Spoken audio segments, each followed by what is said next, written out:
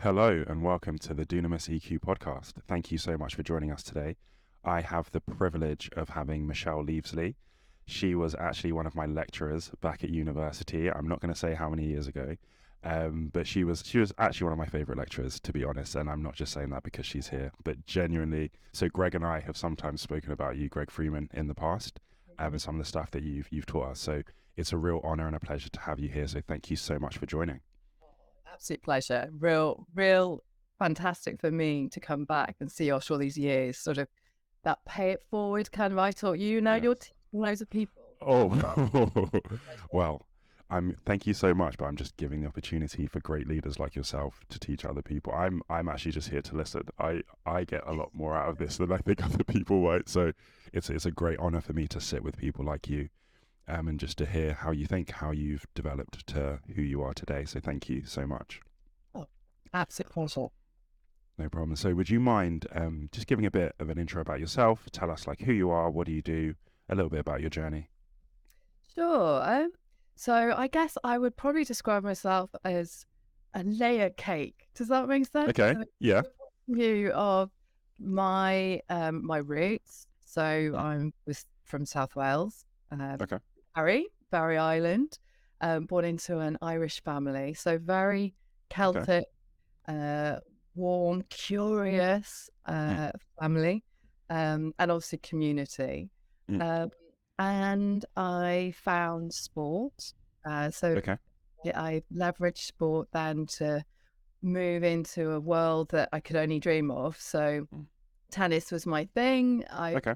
academically wasn't great at school, so I used tennis to then lever into a really nice, supportive school that could support me on that journey. And then sort of latter years, found business. And so through working in tennis, I think I was really passionate about helping others find what Mm. they were passionate about, Mm. whether it was sport or just the passion, the thing that got them up in the morning. So I was drawn into business, marketing, which is obviously where we both met. Yeah. And had 10 amazing years running my own business as a head of an agency, but also teaching wonderful, bright things like you, and also being challenged in respect of the world around us. So, and then I've just built on that. As I say, the layers keep going, but Yes. leverage from being a entrepreneur, startup, through to working more recently in a FTSE in a financial services firm, but basically doing the Oh, really? same. No, it's the sort of same Okay. kind of ethos of purpose driven, Mm. helping people, supporting Mm. people to be the best that they can. So yeah, as a risk manager, I found that moving from marketing to risk has been That's a big change. um, it is and it isn't, because Okay. as marketeers, we're trained to identify, anticipate, satisfy customers and their Mm. needs, hopefully for profit. Mm. Um, but in a risk environment, you're trying to understand that journey too, but you're looking at what could stop that from happening along that journey. So Ah. that transition is actually a lot smoother and it makes a lot more sense than a lot of people realize. So I'm Yeah. hoping that, with a big focus on diversity in the workplace and, diversity of thought, that we'll get a lot more transference from people of different backgrounds, like marketeers moving into Mm. risk, and people trying other careers. Because I just don't believe that you've just got to sit in your Yeah. channel, sit in your lane, for Absolutely. the whole of your career. Because I think when I think of risk, I think of financial models. I think of all of those kind of things. I don't ever really think of the people side of it or understanding the customer side of it. So that's a really interesting distinction. Um, okay, so how did you think about making that move? Like, what made you do that? So my journey, I'd like to say it was part of a really well constructed plan. But and we'll go on to talk about, I guess this comes back to a little bit around the emotional intelligence piece of Mm. I've just I felt that I needed to progress. I needed to do Okay. something different. And so I'm very curious. I'll try something. Mm. If I'm going to fail, I'm going to fail It's cool. quickly, Yeah. Yeah. and it'll allows me this sort of opportunity to fail get back up. And gosh, there's many times I failed. So, yeah, the opportunity arose to join what was Prudential at the time, Right. Bike Ride. Yeah, I was really sort of drawn into the sports part of participation, and a lot of people were getting on their bikes. Um, but actually, there was a bigger opportunity for me to support from a culture perspective, from a branding perspective, and then look at some of the risks in and around that. So, but also the sort of culture of risk. So helping teams to really, sort of hold a hand up, actually, I've made a mistake, or I've recognized that this isn't good. I need the team around me to help support me to overcome this challenge. And I think that that's no different to marketing. It's not, understanding what others are going through and the challenges to help them. It's what we do as marketeers. So honestly, lots of alignment, and I just hope that more people go into that profession in future. That's actually amazing. I would have never thought that was a transition at all. Um, yeah. So one of the things you mentioned there was emotional intelligence. So what does that mean to you?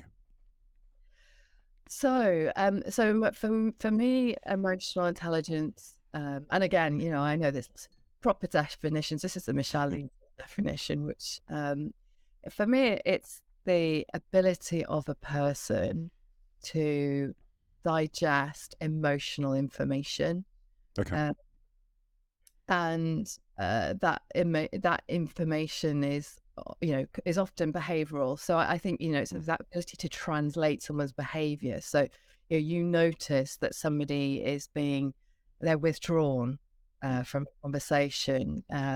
You are noticing that they're perhaps a little bit more defensive, more aggressive, or even just defeatist and just given up and are not engaging.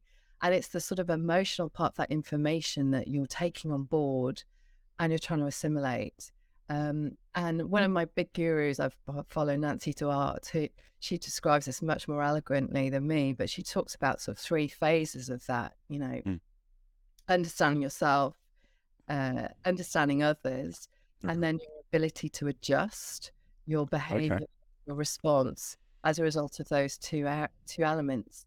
And I find it just really fascinating because I think, I mentioned sport was my savior in life. Growing up in quite a challenging community, a lot of the local communities jobs were based on Barry Docks and the Geese Boats and Butlins Holiday Camp. And I know it sounds in an camp closed, the dock closed. Mass unemployment. It was really challenging, having friends. Most of my friends' families were linked to those 2 professions, and it was a challenging environment. And so sport got me into a really good place. But then I really struggled at school.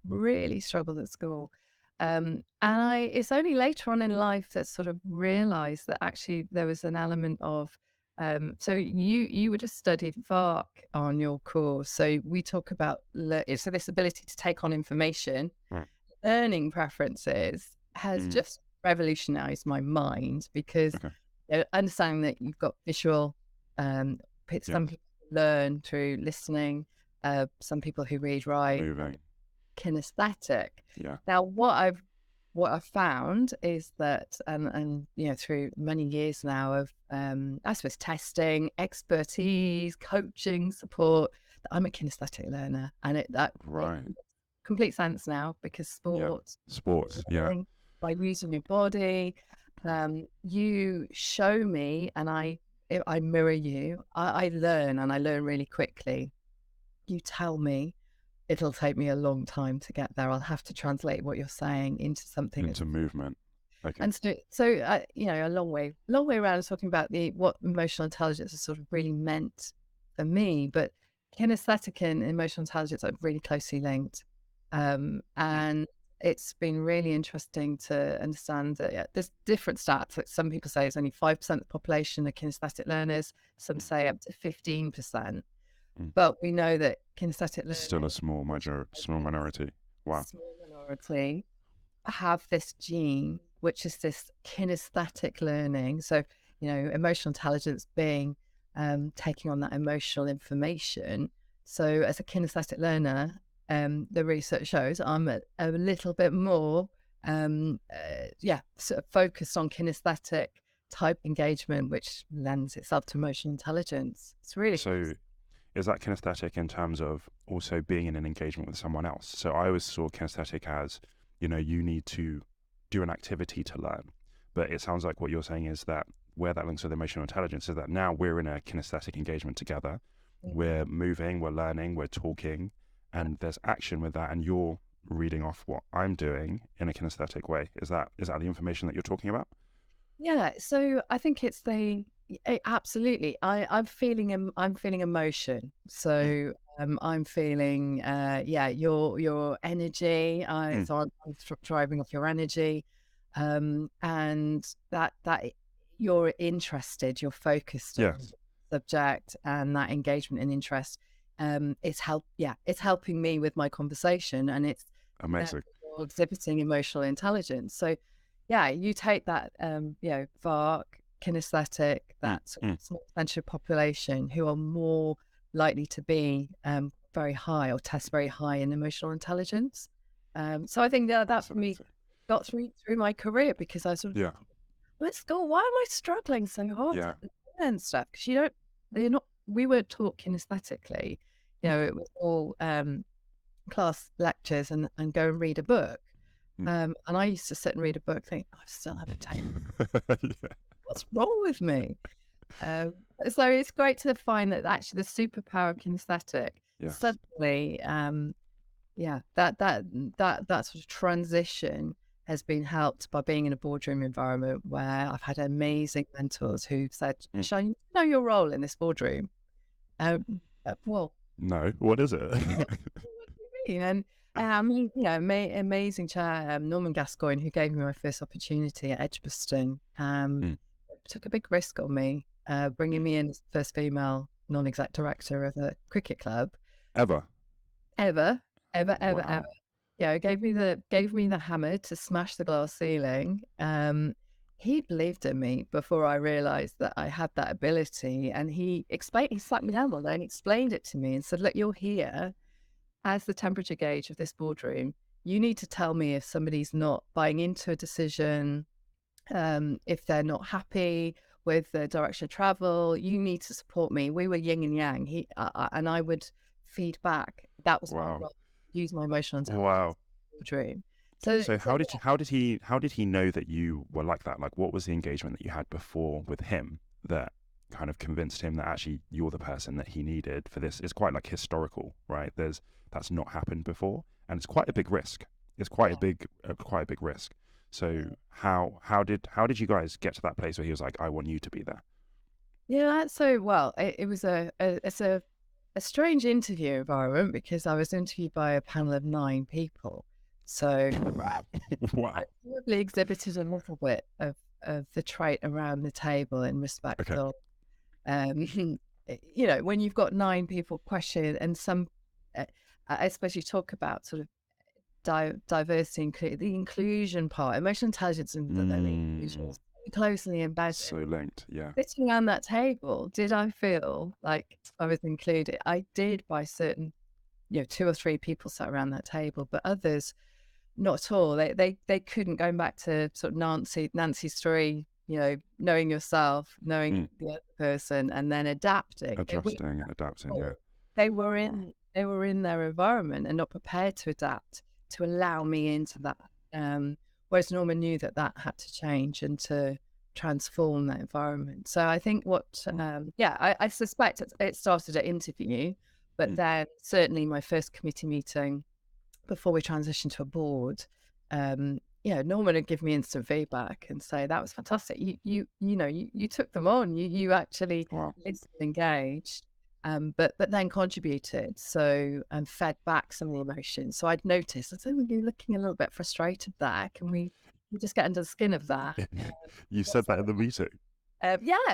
You have to. I think sometimes, you obviously you've got the logic part of the left brain, but sometimes actually I found it really helpful sometimes to play back some of the emotion that I see around the table to help people, because sometimes people leak body language Yeah, and all the time. They don't even know. they don't exactly. So I think How did they respond to that? Like, did they respond well to being questioned like that? Because sometimes that can be a bit like, whoa. yeah, and I think it's really how you do that. And I am still a work in progress. I will always be a work in progress in terms of trying to improve my Mm. check and challenge. Mm. Exams, sort of director exams a couple of years ago, and you were observed on how you checked and challenged in a boardroom environment. And I know sometimes, it can be a bit too much for that individual. So going back to emotional intelligence, I have to practice what I preach as well, and Mm. adapt and hold my emotion in. Mm. It's not going to be helpful. But sometimes I find it really helpful. And there's sometimes people say, "Oh, I'm really sorry. I didn't realize that's how I was Yeah. coming across." And I've Yeah. had quite a few people apologize to either others in the meeting because maybe they were gunning for somebody else, who gets aggressive, or Yeah. after they said, "Look, you've really made me think. I didn't That's realize awesome. cross like that." That's And awesome. thank you for calling that out, because otherwise, how would they know? Hmm. And I think that really helps to build psychological safety, because those kind of things unchecked, those are the things that bubble under the surface, that next time when someone wants to speak, they're like, oh, but that person might blow up about it and this and that. And when you can challenge people openly, and if people are willing to accept it and apologize and things like that, that builds real psychological safety. And it also like raises the EQ of everybody in the room, because then they're more aware of themselves, they're more aware of other people, and then they can adjust. And I think you're so right. It's never I now have emotional intelligence and that's it. It's like a lifelong, I'm learning, I'm growing. Oh, okay, that normally works, but that didn't work. Now, how do I adjust? You know? Yeah, no, I agree. And I think that nurture nature part of that equation. So I believe that I've got a certain gene pool that meant that I was a kinesthetic learner. I was sort of the 5%, which, Mm. um, I remember a psychologist who worked with us back in the day as athletes, Mm. saying, "You're going to struggle a little bit, Michelle. People might not necessarily understand where you're coming from because you're in this sort of little group over here, but you have a Mm. superpower. So use it wisely." Mm. So I think it's hugely powerful, but you need to be aware of Yeah, yourself, and 100%. I think that comes with maturity a little, Mm. because you Mm. think, "Oh, I've got emotional intelligence. I'll listen to somebody. I'll listen." I hear a lot of people, like students said, "I just listen." Yeah, no, but what do you do as a result of Yeah. that? Yeah. That's You the listen. first part. So what? Yeah. So have you thought about your own biases? Have you thought about Mm. how Mm. that information, how you're digesting that information? Mm. And at uni, we talked about self-referencing, and there's a big challenge with that, but I believe, therefore Mm. you must believe. Mm. So you have to strip all that back and get to the point of, right, I understand me. Okay, I'm listening to you. What are you looking for from this? Mm. And how do you want me to respond? Is it you just want me to listen and be with you? So lots of people talk about empathy when they talk Mm. about emotional intelligence, that ability to walk alongside somebody. Or there are situations where people want you to give them especially in a boardroom environment, to give your opinion. And you need to decipher when that is, because it's no good to say, "Oh, I'm walking with you. I'm really supportive." And, "Oh, no, I just want, please tell me what you Yeah. think, Michelle." So, Mm. And I think that's one of the things. So I'm still quite early in my leadership career, and that's one of the things I'm really trying to understand. Say, like with my direct reports, for example, like if you're talking to me about this thing, what do you want from me? And sometimes I just ask, I'm like, what would you like from me in this situation? Because I don't want to tell you what to do if that's not what you want, right? Of course, I've got my thoughts about what you can do in this situation, but is that why you're asking me? Because that can go lots of different ways if I'm just giving you what I think every time, and I don't actually know what you need. yeah, Like what is it that you need from me right now? And yeah, it's a really, it's something that I'm really trying to find the balance with. You know. yeah, yeah. No, and likewise, I'll mention coaches a lot. I've had a lot of coaching through the years because I think growing up in sport, you recognise that actually a coach makes you better. Better, yeah. So actually, why would you do anything differently in a business environment? And whether it's a leader who also mentors and coaches you, that's, I've had lots of that as well. But sometimes it's nice to have that sort of independent, Yeah. safe, you talked about Yes. safe. So I think that, working with a psychologist again, it's been a sort of, a reality check for me that sometimes we overcoach. I've got a tendency to overcoach. And it's exactly as you've just described. Somebody comes to you, asks you for help, and it's understanding what type of help they want. Because of my I'll start thinking about, okay, they seem a little bit lacking in confidence. Maybe I should help them with their confidence. They've only asked me if I could introduce them to somebody because they're thinking about charisma, and I'm thinking about their confidence. I'm Yeah. thinking about how they show up in the morning, and I'm Yeah. thinking all these other things that they could do. So that emotional intelligence, I've got to hold back. That's might be how I feel, but it's not Yeah. necessarily what that person needs Yeah. or wants, to be fair. And those are two quite different things. And that's the thing, is that when what someone needs doesn't align with what they want, it's quite a tough gap to bridge to say, well, I know you don't want it, but you need it. And in a lot of ways, that's not really our place to tell them that. What I'm trying to figure out is, how can I, if necessary, how can I influence and kind of help them to understand that that's what they actually need, and how can you get them to that place of, but you also do need it. It's such an interesting balance, I think. Yeah, and I think, and you mentioned a really interesting word, that influence. And I think, from business school, we've studied influence to death as marketeers, as particularly on the sort of sales and promotions area. To Cialdini talks about sort of 7 models or 7 factors that can help and support with influence. But I think you have to. I see you've got a privilege. Somebody comes to you and asks for help. That is such a privileged position. Agreed.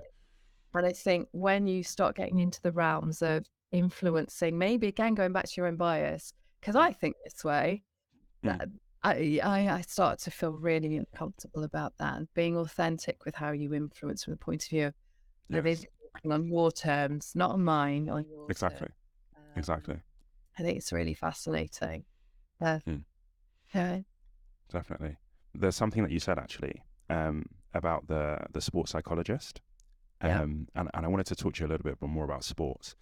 So I played basketball, which is like a team sport. But you did tennis, which is often an individual sport with elements of doubles and team like that. So I wanted to understand a little bit more about kind of your sports journey. So if you had a sports psychologist, that means that you're playing at some kind of also probably quite a decent level. So what were the things that you learned from kind of that high level competition in terms of emotional intelligence? Because in basketball, I have to be vibing with my team. I have to understand you as my teammate. And how do we all get together? There's like 12 of you, right? Normally there's 5 on court at a time, but you have to be understanding and growing together with people. How did playing an individual sport, how did that help you in terms of emotional intelligence? Like, it sounds like such a different journey. Well, they're really great question. So again, I think from what was really helpful being an individual sport, and I'm playing golf now, so I'm still sort of on the individual sport journey. The understanding myself part of the 3 buckets, if you like. So when you're on a tennis court, noticing myself, noticing my own emotional response to a situation. And I found that really quite useful. And I noticed that I see that in young talent coming through. Because if you notice that you respond to something, so in my case with tennis, it could be, I don't know, the court was slightly slippy, maybe somebody was making a bit of noise at the back of the court as you're going to serve. But noticing my emotional response to that was really, really important, because if I let that distract me and I started getting frustrated with them, then I might double fault, and then I'd be frustrated with me that I've let that kind of upset my flow, my momentum. And likewise, my opponent, noticing what emotionally they were doing on the other side of the court, really important. So if I was on the verge of, well, I might be behind, but they might have one bad shot and lose their head, and they might be really subtle body language, a drop of the head, or a they sort of put a ball down in a slightly different way to the way that they've done for the last set. That would be my cue to think, I've actually got them here. They're all right. I've got them. Yeah. I need to power up now because I've got this. Even though I might be trailing behind, that 1 point might have just knocked them into a zone that I can now get a few games, maybe even get another set under my belt. And so I think, and then how you that third bucket of how you then react, respond, just check your emotion. I might have felt like this is not going my way and I'm not sticking to my game plan, but I'm not going to let that person see that this is where I'm at right now. So I think it's really, really powerful. And I think not being in a team sport helped me because it meant I had to. I was on my own. You have to. That's interesting. I had to manage my emotions in that situation, and I'm finding it now in golf, where there's a sort of certain pressure. I actually had a session yesterday with my golf coach, new golf coach, who just gets kinesthetic learning. He's amazing. Doesn't want me to think about anything. Just says, feel it, go. Feel it, go. Do not. If I spend too much time between sort of practice swing and putt, or practice swing and whichever stroke I'm taking, it's all going to go wrong. I have to feel it. But again, he's sort of saying, right, you're in your zone. Yeah, if people are coming behind you and they're putting time pressure on you, or there's a load going on the course, you've got to block it out. Just as back in the day on the tennis court, it's okay, zone in. How am I feeling? If I'm playing against opposition, how are they feeling? And then let's, that's competition. So, so I guess I don't know, it's a reverse of what we do in the workplace. In the workplace, I find that you use emotional intelligence to be team, to support, and in a competitive environment, I can switch into a different zone. Absolutely. That kind of one-on-one competition is so different to team competition, right? Because in a basketball team environment, it's pretty much the same thing that you do in business, right? So I'm tall, but I'm not talented at basketball, right? I overthink. I think so much. But I got to play at a semi-pro level because of the other stuff that I could bring. So I was the worst player on my team by far, like the worst player on my team, but the coach kept me around because I can do the emotional intelligence stuff. When we're in practice, I can bring people along. I can bring the energy. I know when, okay, the energy's low, I need to bring some energy. I can be vocal.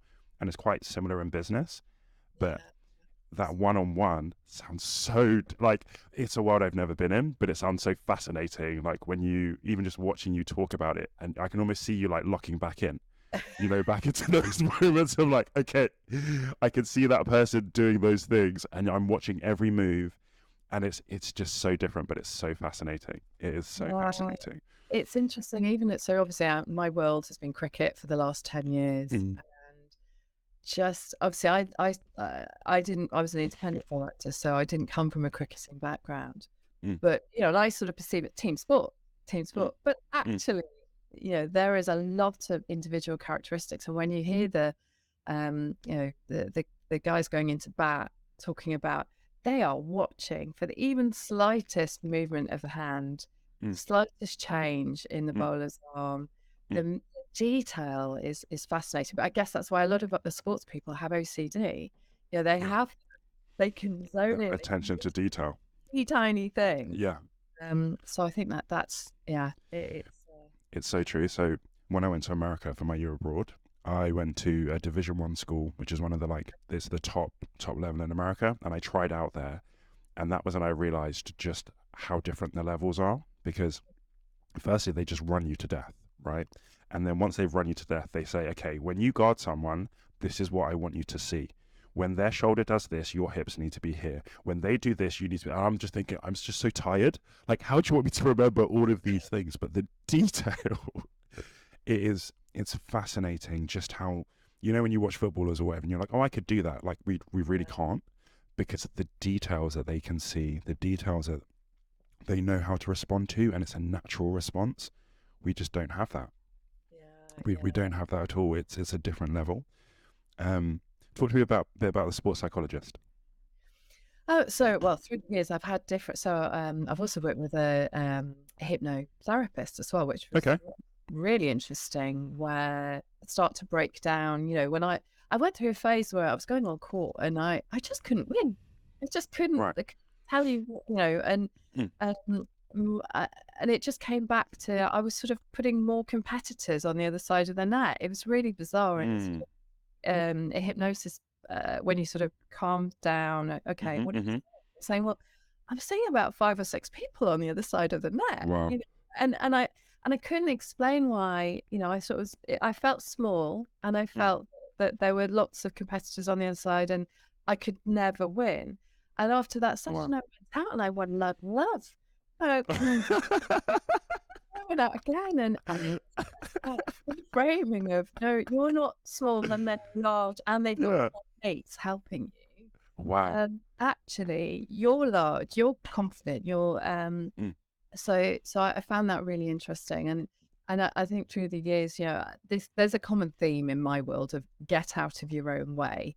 And I had someone say that to me recently, in a professional sense of, you just got to get out of your own way sometimes, Michelle, because, you know, I do think, I can overthink at times. I'm a kinesthetic learner, but if I get into the overthinking mode, I tell you, because, you know, I can think of all the reasons why something might not work. And if I'm doing that while I'm doing the activity, that's not a good place to be. But I think it's like external looking in. And I think in sport, it's, you're on stage. I don't think, you know, you are, you know, whether it's basketball or tennis or cricket, you're on a stage, and you don't need to have spectators there. You know, it can be enough the fact that, you know, when you walk off that court, you're a winner, or you self-label as a loser, rather than actually, what am I going to take out today? And I'm really loving golf because I've got no pressure. It's about, what am I going to take out today? You know, okay, I'm going to, you know, stick to trying to get to a, you know, putt a hole in 2. Okay, that's my goal for today. And I can, whereas I think, you know, obviously as when you're trying to make it, you know, I wanted to win what I was going to do. Wow. I was going to go on the tour, and I was going to big dreams. But I also think that emotional intelligence kicks in to help with the resilience around that as well, where you have a big dream, and do you know what? Is that realistic? Am I? Am I that good? Am I actually that good to be able to do that? And having that feedback of actually coaches being honest, I think, and this better leaders as well, being honest with your feedback, but obviously not from a hurtful place. No. You know, you're never going to make it. Give up now, leave my changing room or my dressing room. But being constructive with how you help, I think it's really important. And I think that comes back to your emotional intelligence. And I don't know, what basketball coaches, what have you seen, you know, in terms of how, is it a kind of brutal environment, or is it nurturing? I don't know. That's a really interesting question. And to be honest, I've had a mix of both of those types of coaches. I think there is an element of, you have to be very realistic. It's like, okay, you say you want to go to the NBA, but you do these things every day. And those things are not the habits of an NBA player, right? So there's an element of, if you've told me you want to go to the NBA, my responsibility to you is also to tell you that, like, this is where you're ready, this is where you're not ready. It's not to say you can never be ready, but understand this is how much work you're going to have to put in to be ready for that. And then they can decide, like, do I want to put in the work or not? And if you tell me you want to put in the work, I have to hold you accountable to put in that work every day, every single day. Because a lot of these NBA players have been playing since they were 4 years old, you know, and they've been playing high competition. And even in England, we're getting there now. We have a couple of NBA players, but even our competitive nature as English people is not there. Yeah. Honestly, it's not there, and it really makes me sad, even for like the next generations, because Americans compete. They compete at the heart. Just everything they do is like competition, and yeah, that makes me a bit sad about the UK sometimes. Is that we're getting better, but we still don't compete. Yeah. You know. No, I get that. I think we talked about risk earlier, and Mm. I certainly know, in the cricket world, we're trying to be bolder and braver and take a lot more risks. And I don't know, as a culture, we're a bit risk averse, so we're a bit compliant, Bit conservative. bit conservative in our approach, and does that hinder us? I wonder. Talking to our women's coach, she's really empowered. Laura McLeod, she's really empowered our female women cricketers to go out and just take risks, go for it. We want to win, go for it. It's incredible.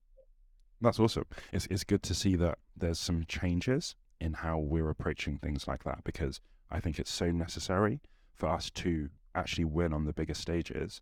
You have to be willing to take risks. You have to fail sometimes and know that that works, that doesn't work. So it's really good to hear that there are things that are happening throughout our sports that are starting to bring that through. That's really encouraging for me, because for me it's quite sad that we suck at so many sports. Like, we made so many of these sports, Yeah. And I again, I come back to that overcoaching thing, because I used to do a drive forehand drive, which means you don't let the ball bounce. You sort of mid-court, which is called no man's land. You're not supposed to be there. You're either supposed to be at the net or at the baseline.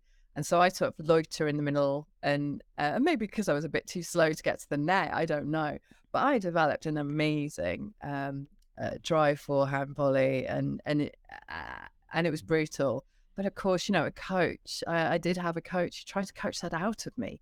So no, Michelle, you must let the ball bounce. And what? But why? Yeah, why? That was my superpower at that time. But you also have to respect advice, and I think knowing when to take on that advice. Yes. It's perspective. I should let the ball bounce. Yes. Am I gonna go with that, or actually it feels right? Again, coming back to my kids, it feels right. It feels right that I do it that way. So I think let's carry on doing it that way. It's a fine line. And I think, even if I think back to the coaches that I had when I was in my teens, a lot of them didn't have the teaching about stuff that we're talking about now in terms of emotional intelligence, ways that people learn, things like that. So they did what they thought was best. They've heard you have to let it bounce. So that's what they teach. Yeah. I had a coach who once told me, he said, you should never shoot the ball, right? Because at the time I wasn't good at shooting the ball, but he was like, you don't shoot the ball, you rebound, you do this. And that's what he knew. I'm 6'6", so people who are 6'6" don't shoot the ball, right? But the game has evolved now where people who are 7 foot shoot the ball, and he was going based on what he knew, not on what is coming. He wasn't forward looking, if that makes sense. But that's what he knew. That's not his fault. That's what he's been taught, but things are changing now. Well, I just think we need that innovation, don't we? We need that. I've got lots of pink golf balls, and I was given them as a gift. They've got little bears on them for Birmingham Bears, and I sort of ran out the course, and everybody had white balls, and they were like pink balls, and they're kind of right. I need to fit in. I need to fit in. I need to go and get some white balls. I can't, and it's just such a subtle thing, but actually, again, the golf coach yesterday said, no, use your pink balls if it's. But you've got pink balls, and they're thinking, well, hang on, actually that's you. So I don't know why sometimes we try to conform, we try to fit in, and actually as coaches, I think we need to let people be authentic and shine on their own terms and their own way. But I don't know. We'll change the world on that. But as marketeers, we were taught that actually you adapt, and you And that's what I try and do. So I don't know if you find that sometimes that you sort of try and adapt little subtle things just to, I don't know, build rapport with somebody or fit in. I don't know. I think, you do those tests, right? Where you do like the personality test where you're red, blue, green, yellow, whatever. So I find those really difficult, right? Because I feel like over the years, I've tried to learn so much about how do I be a good leader that I don't actually know what my baseline is anymore, right? Yeah. I don't know if I was just raw, how would I be, right? Because I think about the question and I think about how actually what's the best thing to be in that situation, right? So I feel like there's constant adapting, right? So I know that my baseline is relatively quite chilled, quite calm, right? But outside of that, I don't know what actually makes me angry, because when something triggers me, I go through the process of thinking, should I be bothered about this? Should I not? So I don't know anymore, like what my default would be, you know? Interesting.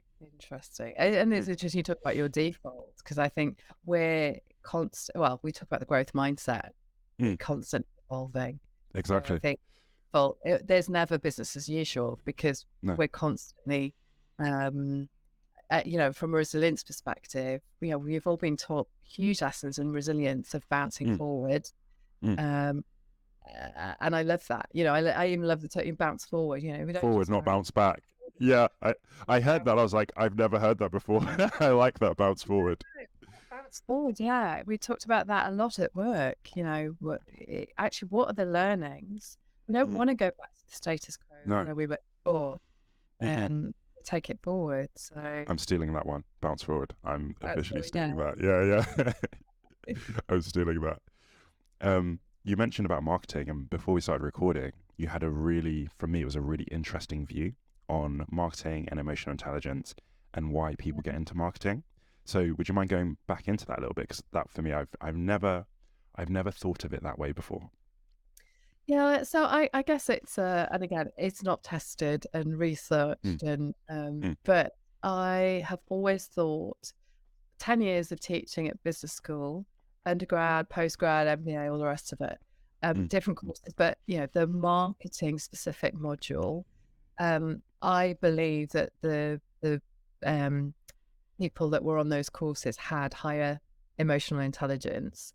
mm, And I sort of tried to think about, well, why would that be? And you do know that, you've got sort of a certain profile for lawyers, chartered accountants, marketeers are known to be a little bit more friendly, engaging, or building. And for me, it comes back to the essence. We teach marketeers to anticipate and satisfy customer needs. And to do that, you are selfless. You have to be. You can't self-reference. You have to look at the customer, look through their eyes at the world. No matter whether you believe, agree culturally, whether it aligns, values align, that is their world. That is their reality. And I think that that's been a really important part of the evolution of emotional intelligence, people thinking about things through the eyes of others. And that for me has evolved to, today I'm really focused on sustainability and the impact that we have on the planet, on society, but through the lens of people. And, only through engaging people will we drive change where we need, and we need to do that fast. And I guess I'm sort of very aware that as we were good at what we did, marketing, we really were, and we create an environment of production, consumption, sell, and the big turning point for me was a podcast called, or actually a mini film called The Minimalists, or By the Minimalists. And it just blew my mind. I was thinking, wow, I've trained 10 years worth of these emotionally intelligent, fantastic people who have gone out into the universe, who are really good at what they do, marketing products, services, stuff.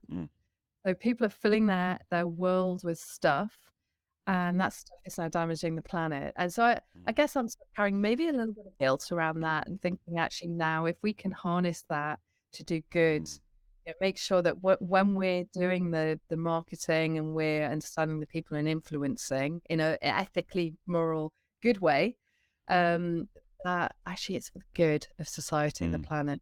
That's where I hope we end up with all of this. Um, mm, yeah, that's my thought, and I do believe that marketeers just naturally are drawn. I think we get more kinesthetic visual people into that environment, and therefore a higher chance of the mm, emotional intelligence gene coming through. mm. I think that's such an interesting point that you raise about kind of what have people used the skills to do, right? And Yeah, I think what I'd say is like influencing is it's a skill that you can use for good or for evil. You can use it to influence people into good things or to manipulate people into things they don't need, they don't want. And I think what you've taught us is a skill set, and in some weird ways, like you're not really responsible for what people do with that, you know, true. Yeah, you know. So I would say like you taught me a lot of great things that I try and use in my day-to-day life for good. So just like there are some people who might use it for not so good, but there are so many of us so like Greg, I still talk to Greg, and yeah, Greg is one of those people who uses it for good, you know, yeah, and I see what he's building and things like that. And like he's building things that people really need, yeah. and he's using those skill sets. So I would say like thank you for what you've put into that teaching, and it's great that you're also pointing at sustainability, but like you've also already done quite a lot of good, and things that you may not even ever know. Yeah, no, I appreciate that. And, I think that that's again, another privilege that, I've had that ability to, Mm, sit with you on your respective journeys. And mm, as you say, I think there's some, your, when you find your tribe of like-minded people, mm, that's really mm, powerful. And I think, um, yeah, that it's good to hear that you're still in touch with people from your course. And I mm, think, finding that coming together, mm. that teamwork is really important. Yeah, you're right. It's very, very important.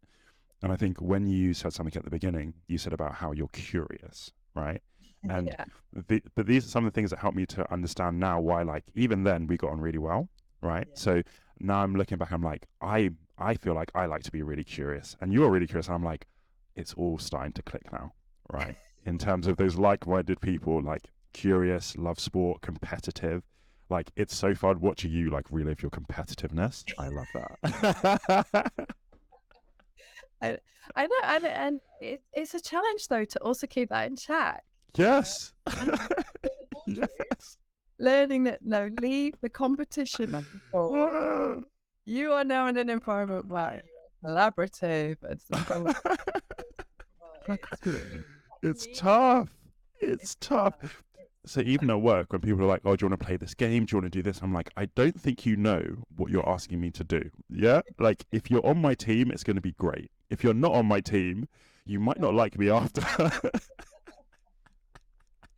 I know. Well, but you know what? I think there's a lot in that, though. There is a lot in competition that can be used to motivate people to change. And I think Absolutely. competition more controversially, I know competitions were taken out of schools for a while. It was Mario everywhere. Yeah. Some people are very, Everyone wins. No. actually, there are some brilliant competitions in a workplace environment that can really inspire change in a fun Mm, environment. Because as I say, I don't care if I lose at golf. yeah. Come back to me in 5 years' time, maybe that will change. I have no expectation of me on a golf course at all. So in a workplace, I think you can use that. I think you can harness that, and you can still have the fun Yeah. and the engagement. I think it comes down to healthy competition. Healthy competition is what's really important, because I think I'm one of those people who like I love competition and I love people winning, people losing. Like for me, it's part of life. People win and people lose, and you have to learn how to process it, and also to get better, go into the next situation better. So I'm a big fan of competition. I think that there's definitely unhealthy competition where you're putting people against each other in a way that it doesn't promote anything good. You Yeah, know, yeah, and that's where I think kids need healthy competition. You know. absolutely. Yeah, and I think that they need to learn or be taught that actually finding their superpower is quite important because I think Yeah. where schools offer very limited options for things like sport, You know, it's the right, you know, are you any good at football or mm, cricket or in, you know, netball or tennis or mm, mm. it's just so narrow. You know, actually you're Agreed. tall, you know, I'm not tall, but you know, I might be, you know, I don't know. I'm sort of very good with my sort of hand-eye coordination. So yeah, it's sort of like, right, you, Michelle, you should maybe try these sort of activities, and then active Mm. sports. But yeah, just I think that's really that actually is okay. We're all different, and actually Yeah. celebrate that. I guess it comes back to the core of, you know, celebrating diversity. That Diversity. I need a good team. What's a good team look like as a Yeah. leader? I want a variety of skills. I don't need everybody to have emotional intelligence. Mm. I'd like people to be aware of their colleagues and understand how their message lands and how they interact with That's each other. interesting. Do you Yeah. think that not everybody should have it?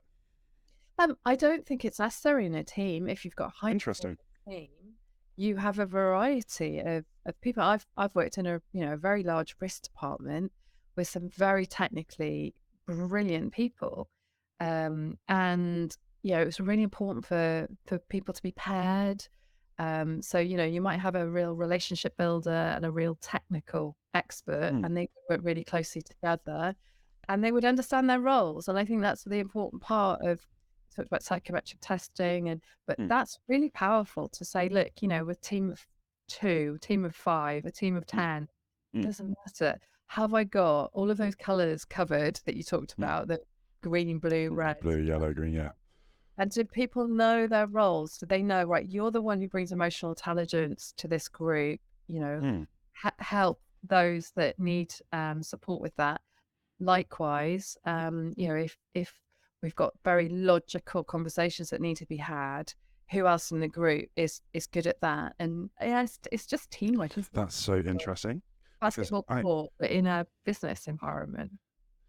I would have thought though that if everybody had emotional intelligence in a team, the team would be a better team. So, because I feel like sometimes like we trade off technical skills or, you know, seniority for emotional intelligence. And I feel like Yes, if even the technical person, you know, if they've got emotional intelligence, because for me, it takes emotional intelligence to understand your role, if that makes sense. yeah. So for you to be able to say in this team, so when I was at uni, I was one of the starters. But then when I went to semi-pro, I was like bottom of the rung, right? And I had to understand my role, embrace my role, and play my role. And I feel like that's part of emotional intelligence too. Mm-hmm. And no, it's an interesting perspective that if everybody had it, Mm, um, I think, yeah, I think people can again nurture nature. I think people mm, can learn mm, uh, to understand a particular characteristic, and they mm, can mimic it. They can work on it, mm, uh, and I certainly think that things like the psychometric testing, but then with support, I get really concerned around psychometric testing in mm, isolation mm. of coaching and Agreed. help. Okay, I'm a blue, or you know, I think I'm a yellow, but yeah, Mm, okay, what do with that information, and yeah. how do I work with you, and you might be a blue, and how do we Mm, come together? That's really, really important agreed. that people are supported with that. But Agreed. yeah, I think I'm not a believer of here's a weakness, work to death on it. You know, one of Mm, my strengths, one of my superpowers.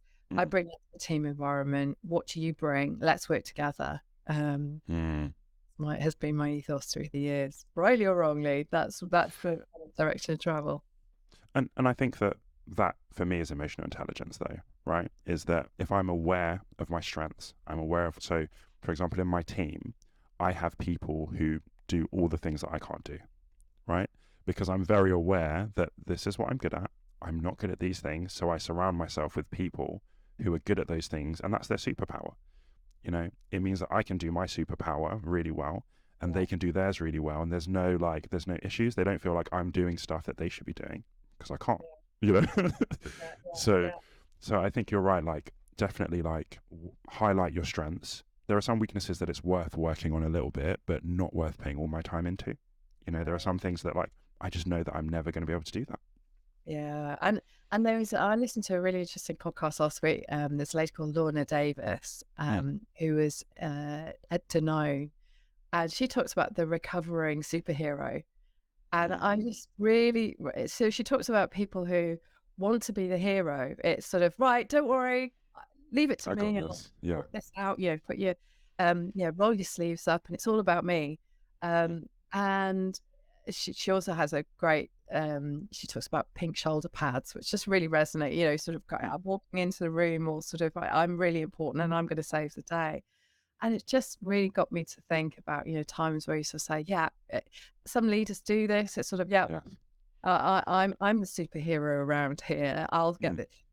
And maybe that is emotional intelligence where you say, actually, that I don't want to be the superhero. I know my talents and my super strengths are, but actually, I'm not the hero. I'm not here to save the day. I'm here to, be the conductor of this orchestra and get us over the line as a collective. Do you know what? I can really identify with that, because for me to take the promotion that I got, I had to move teams.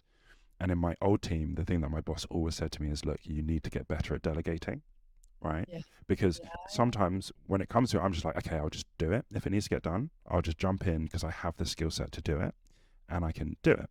I moved into a team where my team has a much better skill set in the things that need to be done. So I can't jump in and get my hands dirty and do all that stuff. I have to conduct from the outside, and it's actually forced me to become a better leader because I can't get it done myself, Yeah. And that's something that I think, that recovering superhero thing, I think, especially for sports people, right? Where like my performance depends on my skills. So I practice so that I can execute. Yeah. Yeah. But so for me, it's hard sometimes to let go of that control. I think that's probably what it is for me.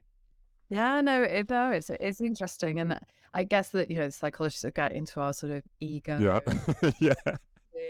And we align ourselves, it's that we used to talk in branding, is my product talking to your authentic self or, the self that you would aspire to have, my product for the aspirational self. And then it's not wrong with that.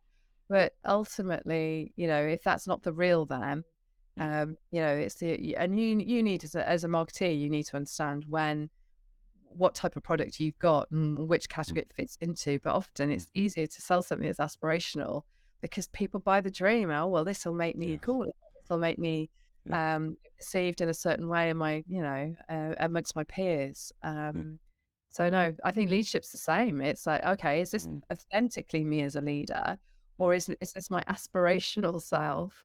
And I want, I want my teams to be authentic. I think that I've really understood the difference. Stress, time off work, sickness, people who are being authentic, just they're channeling their energy where they need it most, rather than, I think it's quite, it takes a lot of energy to live beyond a different life.